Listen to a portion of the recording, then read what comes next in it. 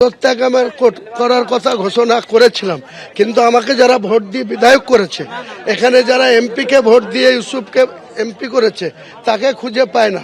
প্রতিদিন আমাকে স্কলারশিপ থেকে শুরু করে আধার কার্ড থেকে শুরু করে অনেক পেপার ওয়ার্কে সই করতে হয়।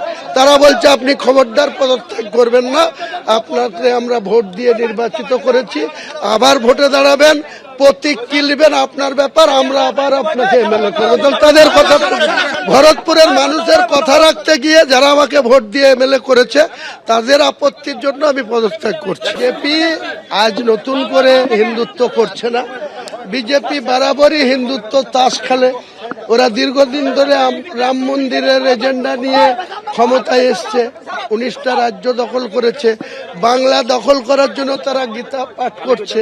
আমি আগামী দিনে মুসলমানদের বেশি বেশি করে বিধানসভায় সিট জেতার জন্য কোরআন পাঠেরও আয়োজন করব।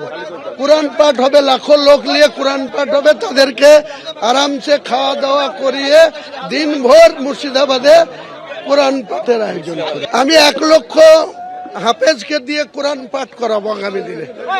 1 লক্ষ মুর্শিদাবাদের কোনো একটা জায়গায় প্যান্ডেল করব বড় করে, 1 লক্ষ হাফেজ, কোরআনের হাফেজদের দিয়ে আমি কোরআন পাঠ করাবো। গীতা পাঠ করতেই পারে, সনাতন ধর্ম অবলম্বী মানুষ, তাদের কালচার, তাদের গীতাকে তারা সম্মান করে, তারা এ নিয়ে আমার শ্রদ্ধা আছে।